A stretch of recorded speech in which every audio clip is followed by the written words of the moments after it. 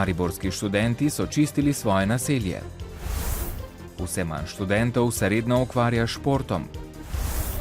Vedno več Slovencev v Avstrijo na delo in po nakupih.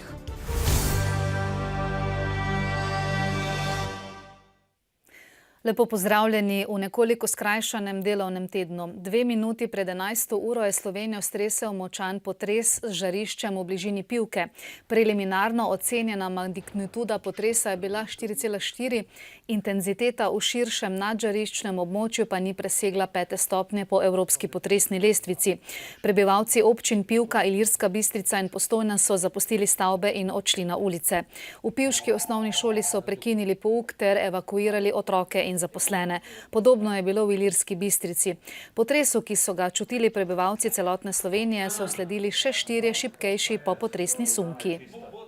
Imamo nekaj podatkov tudi o manjših poškodbah na starejših objektih, tako da ocenjujemo, da učinki potresa niso presegli 6. stopnje po evropski potresni lestvici. Najhujši so v nadžariščnem območju, v tem primeru gre pač za območje Pivke, Ilirske Bistrice, za te vasi na tem območju. Ob današnjem svetovnem dnevu Zemlje se je začela kampanja S kolesom se daleč pride. Namen akcije je spodbujanje osnovnošolcev v kolesarjenju in hkrati zbiranje sredstev za gradnjo porodičnice v misijonu Pedra Opeke. V Mariboru so številni vrtci in šole pripravili različne delavnice in pogovore o tem, kako lahko vsak posameznik pripomore k ohranjanju narave. Trg svobode je bil danes v znamenju varstva okolja. Več kot 300 otrok se je družilo na različnih delavnicah in se učilo o naravi. Sprehajali smo se po poligonu različnimi stvarmi, s kamni, peskom, zato ker je to zabavno, da vidiš, kako so v starih časih mogli peško hoditi. Glavno besedo so letos dobili kolesarji. Kaj ste se pa naučili? Ste tekmovali danes ali ste kakšna pravila tudi se naučili? Pravila pa tekmovalnost ni pomembna. Kaj če je rdeča luč, moramo? Stati na mestu, stavite. Kaj pa če prečkaš prehod za pešce? Pogledati levo desno. Vsak Slovenec dnevno porabi približno 110 litrov vode in 4 kWh električne energije ter proizvede dober kilogram odpadkov. S preudarno porabo lahko veliko pripomoremo k ohranjanju okolja. Kaj lahko vsak posameznik naredi, da izboljša stanje v okolju? Se pravi, če se peljemo s kolesom namesto z avtomobilom na krajšo pot, smo že nekaj naredili. Ne nasmetim, pa recikliram stvari. Študenti pa so se takole opremili z vrečkami in se podali na lov za smetmi. Kaj pa danes je dosti teh smeti tu? Pa še krno, ni tako veliko, je pa nekaj. To je že nekaj, vreča še ni polna. Ne, ni še. Na pol prazna. Bo pa verjetno polna. Mogoče. Čeprav se ozaveščenost o varovanju okolja iz leta v leto izboljšuje, še vedno v ozračje uide preveč izpustov toplogrednih plinov. Stanje bi izboljšali predvsem s temeljitejšim izkoriščanjem gozda, ki pokriva 60% našega ozemlja. Še ena zanimivost povezana z Zemljo oziroma njeno pomanjšavo. Pred slabo uro so mariborski študenti pred Univerzitetnim športnim centrom Leona Štuklja skušali izdelati največji globus in to iz dežnikov. V postavljanju globusa je sodelovalo več kot 1000 študentov. To je bil eden od dogodkov, s katerimi je študentska organizacija Univerze v Mariboru predstavila svoje delo in dejavnost društev, ki delujejo v njenem okviru. Sicer pa študentski svet tukajšnje univerze že 3. leto zapored izvaja aktivnosti na temo zdravja. Tokrat so pripravili kar mesec zdravja. S predavanji, delavnicami in športnimi dejavnostmi skušajo študentom približati aktivno in zdravo življenje. V bolonjskem študijskem programu namreč ni več obvezne športne vzgoje, zato upada delež študentov, ki se vsakodnevno ukvarjajo s športom. Z ukinitvijo obvezne športne vzgoje je bilo prekinjeno tudi sodelovanje s študentsko organizacijo. V bistvu malo mi manjka, ja. Je pa vseeno toliko, imamo časa, da si lahko sami razporedimo čas, kdaj gremo na sprehod oziroma teč, da se malo rekreiramo. Pa imamo tudi možnosti, se pravi v študentskih domovih, imamo fitness, namizni tenis, tako da mislim, da smo preskrbljeni.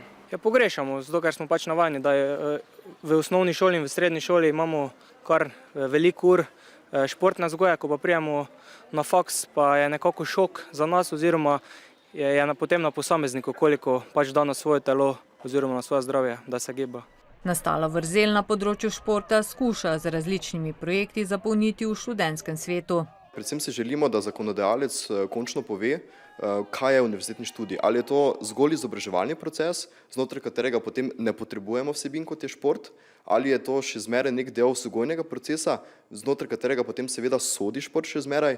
Tudi Svet za trajnostno in družbeno odgovorno univerzo je pred časom sprejel sklepe, da se razvoj univerzitetnega športa uvrsti med prioritete za to študijsko leto.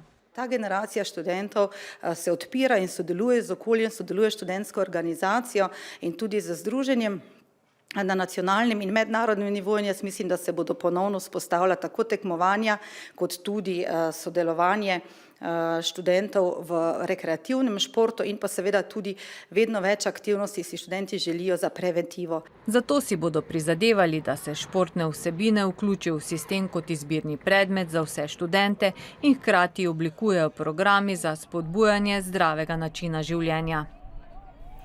Perutnina Ptuj za 23. maj sklicuje izredno skupščino, na kateri naj bi odpoklicali nadzornika Boruta Bratino in Draga Soka, spremenili statut ter za nove nadzornike imenovali Miho Butaro, Miho Resmana, Rajka Stankoviča, Gorana Gojkoviča in Grego Tekavca.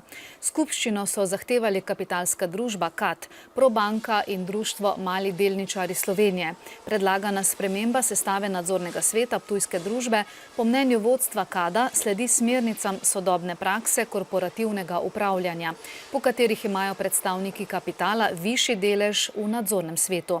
Hkrati bodo s tem zagotovili tudi učinkovitejše upravljanje in nadziranje družbe. V Mariboru je v ospredju današnja seja mestnega sveta izpeljava festivala Lent. Kot smo poročali pred dnevi, direktor Narodnega doma računa na podporo in radodarnost mestnih svetnikov, saj za izvedbo festivala potrebujejo še dobrih 300 000 evrov. Mestni svetniki pa morajo določiti tudi kandidata za izpraznjeno mesto v državnem svetu. Med možnimi kandidati so Jožef Jagodnik, nekdanji županov svetovalec Bartolo Lampret, Rudi Matjašič, Željko Vogrin in Drago Cotar. Dravske elektrarne Maribor so skupaj z Mariborsko univerzo pripravile prvo slovensko konferenco o e-mobilnosti. Svetovna industrija električnih vozil bo samo letos dosegla 86% rast, kar je po njihovem prepričanju zadosten razlog za razmislek o priložnostih, ki jih prinaša e-mobilnost. Na mariborski občini so se odločili, da se bodo pri obnovi voznega parka mestnega potniškega prometa preusmerili na nefosilna goriva. Župan si tudi želi, da bi v mestu zgradili tovarno električnih avtomobilov. Tudi zato so se že povezali s kitajskim investitorjem, ki za začetek načrtuje postavitev tovarne električnih baterij. Nekdanji mariborski župan in državni svetnik Franc Kangler, ki bi po pravnomočnosti obsodilne sodbe zaradi sporne dodelitve službenega stanovanja vedeževalki Karini Žuviti moral na prestajanje 7-mesečne zaporne kazni, je prejšnji teden na Vrhovno sodišče vložil zahtevo za varstvo zakonitosti. Kangler je sicer že prejel poziv na prestajanje zaporne kazni, potem ko je mariborsko višje sodišče potrdilo odločitev tamkajšnjega okrajnega sodišča. Slednje pa je pozneje zavrnilo tudi njegovo prošnjo za alternativno prestajanje kazni. Hkrati z zahtevo za varstvo zakonitosti je njegov zagovornik Vrhovno sodišče zaprosil še za odlog kazni. Zdaj pa poglejmo še današnje dogajanje v prestolnici. S poslanskimi vprašanji se je začela redna aprilska seja Državnega zbora. Opozicijo zanimajo pojasnila premierke o ukrepih za udejanjanje zavez v strateških dokumentih, podpori države malemu gospodarstvu in zagotavljanju ekonomske varnosti državljanov. Koalicijsko vprašanje se je nanašalo na ukrepe za zagon gospodarstva. Dnevni red sicer prinaša 11 zakonskih predlogov. Med odmevnejšima sta zakon o preprečevanju dela in zaposlovanja na črno ter novela zakona o trošarinah. Slednja zvišuje trošarine za tobak in ukinja olajšave za biogoriva, s čimer želi vlada zapolniti del vrzeli v proračunu, ki je nastala zaradi razveljavitve zakona o davku na nepremičnine. Zakon o preprečevanju dela in zaposlovanja na črno pa prinaša plačevanje socialnih prispevkov za osebno dopolnilno delo po sistemu vrednotnice. Širi izjeme od dela in zaposlovanja na črno, krepi nadzor in zvišuje globe. Čez dober mesec bodo volitve v Evropski parlament. Ta teden stranke na Državni volilni komisiji vlagajo kandidatne liste. Že dopoldne je bila tam gneča. Svojo listo je vložila stranka SDS z nosilcem Milanom Zverom. NSI in SLS sta vložila skupno listo z nosilcem Lojzetom Peterletom, samostojno listo pa je vložila tudi zunaj parlamentarna stranka Solidarnost. Skupne liste liberalnih strank pa, kot kaže, ne bo. V Pozitivni Sloveniji so se odločili za samostojen nastop na volitvah. 1. maja 2004 je naša država vstopila v Evropsko unijo. Seveda je večina ljudi v Sloveniji pričakovala predvsem boljše življenje, a se je želja verjetno uresničila le redkim. Nekoliko boljši življenjski standard imajo danes tako tisti Slovenci, ki so se odpravili na delo v tujino, največ v Avstrijo. Delavci migranti pa ne samo, da si tam služijo vsakdanji kruh, čedalje več jih čez mejo tudi pušča znaten del svojega zaslužka za ugodnejše nakupe. Iztok Nekrep je v vinski kleti in vinogradništvu Polc, tik ob avstrijsko-slovenski meji, zaposlen že 18 let. Sigurno tukaj skoraj enkrat večji zaslužek. Prav zato je zanimanje za delo v Avstriji veliko in tudi število delavcev v obmejnem pasu se je v zadnjem desetletju močno povečalo. Am Weingut sind das ganze Jahr fix angestellt, haben wir 12 Mitarbeiter. Je nachdem in der Landwirtschaft durch die Saisonen.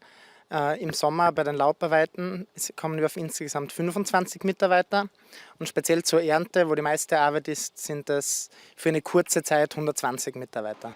V zadnjih 10 letih po vstopu Slovenije v Evropsko unijo se ni povečalo le število slovenskih delavcev v Avstriji, temveč tudi oblika njihove zaposlitve. Večina ljudi je sedaj, dobila redno zaposlitev tukaj v Avstriji. Prej so samo bile občasna dovoljenja za delo v Goricah in tako dalje. Sedaj pa so že kar dobili redne zaposlitve, tako da imajo plačan regres, dopust, denar za dopust, za božičnico. Tako da to je že kar malo boljše, da smo že stalno prijavljeni fiksno in od laufa potem doba za pokojnino in tako dalje.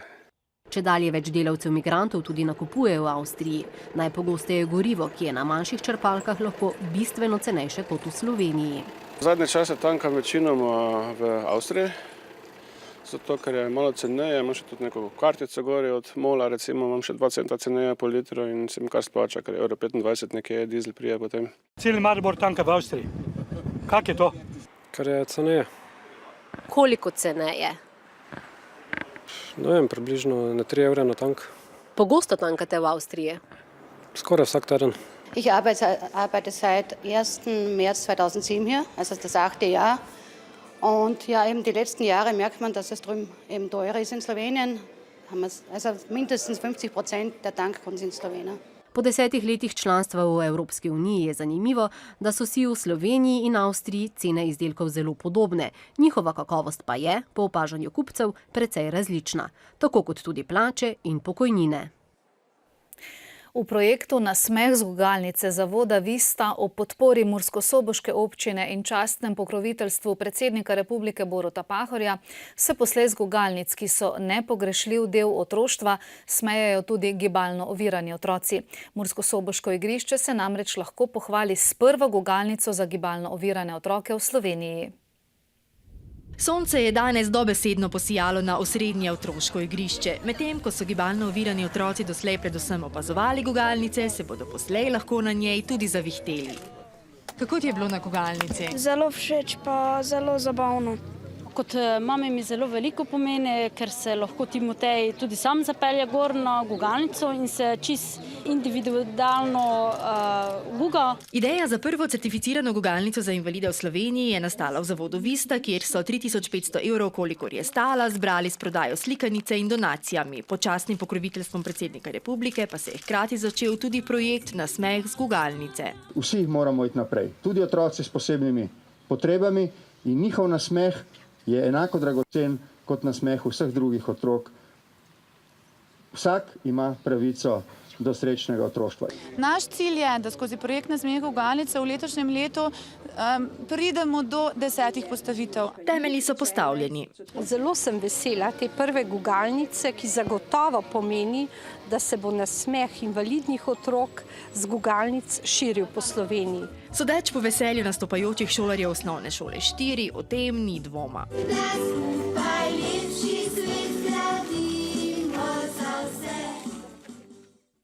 Ko se je na velikonočno nedeljo stemnilo, so pred gradom Štatenberg v Lužnici pri Makolah že 6. leto pripravili predstavo Kristusov pasijon. S tem so na zanimiv način obeležili največji cerkveni praznik. Zadnje ure življenja Jezusa Kristusa so si na čudovitem naravnem prizorišču ogledali številni domačini.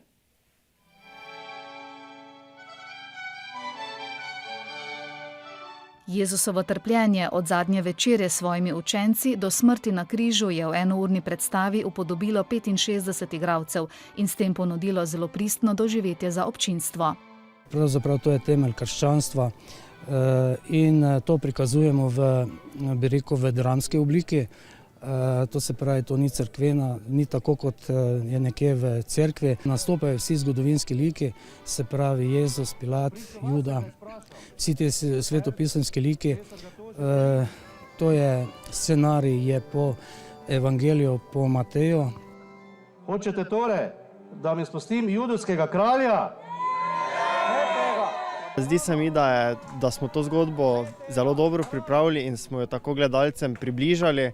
Lažje si predstavljaš vse to, če vidiš, in se mi zdi to res super, da se nas je toliko ljudi zbralo in to domačinom pokazalo. Poseben izziv je bila uprizoritev tudi za nosilca glavne vloge, že zaradi samega lika kot takega. Ja, izziv je odigrati Jezusa vse svoje ponižnosti in v bistvu strinjanjem z vsemi nesmiselnimi lažnimi obtožbami. Kot značajskih razlik. Ker je po popolnem nasprotju z mojim karakterjem in tudi ostalimi vlogami, ki sem jih pač do takrat igral. S Kristusovim pasijonom so gledalce, verne ali ne, želeli spodbuditi tudi k nekaterim vrednotam, ki so bile aktualne za časa Jezusa in so še zdaj: upanju, usmiljenju, sočutju in odpovedovanju. In že smo pri športu. Nogometni prvoligaši zgoščeno igrajo tekme državnega prvenstva. Pred sobotnim derbijem s Koprom se bodo Mariborčani jutri doma pomerili z Velenjčani. Obe vodilni ekipi prvenstva sta v prejšnjem krogu zmagali. Koper je z 0-3 slavil v Novem mestu, Maribor pa z 0-4 v Zavrču. Obisk Maribora v Zavrču vedno pomeni nogometni praznik. Tudi danes so gledalci v dežju izbirali vse možne načine, da vidijo tekmo. V prvem polčasu so bili beli Zavrčani bojeviti, agresivni, imeli so tudi priložnosti. Zmeraj je nekaj zmanjkalo, državni prvaki pa v takšnih situacijah znajo kaznovati. Ko so imeli v 17. minuti prvi kot, je Fajč takole izkoristil podajo Cvijanoviča. Mi smo prvi polčas igrali slovenski nogomet. To ne pretiravam, če to povem. Igrali smo odlično, imeli smo 2-3 100% priložnosti, Maribor ne ima en strel na gol. Danes so nas zmage koštali tisti prekidi. Cvijanovič je v 48. minuti izvajal tretji mariborski kot. Tokrat je bil z glavo spreten branilec Argus. Občutnejše vodstvo je gostom dalo dodatni zalet, Zavrčanom pa je počasi pojenjala moč. O zmagovalcu je v 53. minuti odločil Mendy. Po podaji Vilerja je bil uspešen iz drugega poskusa. Vijoličasti so povsem prevladovali. Poskrbeli so tudi za učinkovit zaključek štajerskega dvoboja. Četrti gol je prispeval Vršič, čeprav so domači opozarjali na prepovedan položaj. Ko je Maribor, ko so fantje osredotočeni na delo, ki ga upravljajo, da so osredotočeni na nasprotnika, na vse situacije, ki se zgodijo, pomeni, da mi imamo dovolj kvalitete, da v napadu realiziramo te stvari, katere želimo. Enostavno želimo igrati, želimo doseči več od nasprotnika, obenem pa izhaja vse iz obrambe. Mariborčani so povsem uspeli v svoji nameri in z obrestmi vrnili Haložanom za poraza v prvem delu prvenstva. Turški premijer Erdogan sindikalnim organizacijam na trgu Taksim v središču Carigrada ne bo dovolil prirediti načrtovanega shoda za praznik dela. Oblasti se bojijo, da se bo zborovanje sprevrglo v nasilen protivladni protest, kot se je zgodilo prejšnje leto. Sindikalni predstavniki so že sporočili, da Erdoganove prepovedi ne bodo upoštevali. Zdaj pa se še sliko selimo v svet. Ameriški podpredsednik Joe Biden je Ukrajini obljubil politično in gospodarsko podporo. Obenem je v ukrajinskem parlamentu pozval k ostrejšemu boju proti korupciji. Biden je poudaril, da bodo prihajajoče predsedniške volitve 25. maja najpomembnejše glasovanje v zgodovini Ukrajine. Biden se je za zaprtimi vrati sestal z začasnim ukrajinskim predsednikom Oleksandrom Turčinovom, nato pa z začasnim premijejem Arsenijom Jacenjukom. Iz ponesrečenega trajekta v Južni Koreji so doslej potegnili že več kot 100 trupel. Potapljaške skupine so pospešile moreče iskanje trupel v potopljenem trajektu. Skoraj teden dni po katastrofi namreč še vedno pogrešajo skoraj 200 od skupno 476 ljudi, večinoma srednješolcev, ki so bili v času nesreče na krovu plovila. Kitajsko je močno razburil obisk japonskega ministra za notranje zadeve in skoraj 150 poslancev v spornem svetišču Jasukuni v Tokiju. Obisk svetišča, kjer so poleg japonskih vojakov padlih med drugo svetovno vojno pokopani tudi obsojeni vojni zločinci, je kitajsko zunanje ministrstvo označilo za provokacijo. Do incidenta je prišlo le dan pred obiskom ameriškega predsednika Baracka Obame na Japonskem. Pred palačo lepih umetnosti, kjer je v ponedeljek potekala poslovilna slovesnost za kolumbijskega pisatelja Gabriela Garcijo Marqueza, se je zbralo tisoče ljubiteljev enega največjih predstavnikov literarne smeri magičnega realizma. Garcija Marqueza so se spomnili tudi v rodni Kolumbiji, kjer so pripravili pohod pred njegovo rojstno hišo v vasi Aracataca, obenem pa tudi slovesnost v Bogoti. Zaenkrat še ni znano, kje bodo pisatelja pokopali. Letošnji bostonski maraton, prvi po lanskoletnem terorističnem napadu, v katerem so umrle 3 osebe, 260 pa jih je bilo ranjenih, je v ponedeljek potekal v močno zaostrenih varnostnih ukrepih in se končal brez nasilja ter zmago Američana eritrejskega rodu. O progi se je kljubovalno zbralo 1 milijon ljudi, teklo pa jih je nekaj manj kot 36 tisoč. Še vreme, nadaljevalo se bo delno jasno vreme s spremenljivo oblačnostjo, sredi dneva in popoldne bodo krajevne plohe. Ob morju bo jutri zapihala šibka burja. Temperature bodo sprva od 4 do 10, čez dan od 16 do 21, ob morju 23 stopinj Celzija. Podobno torej delno jasno s spremenljivo oblačnostjo bo tudi v četrtek in petek. Pregled dogajanja smo s tem zaokrožili, seveda pa velja vabilo, da še naprej spremljate naš spored. Prijeten preostanek torka želimo.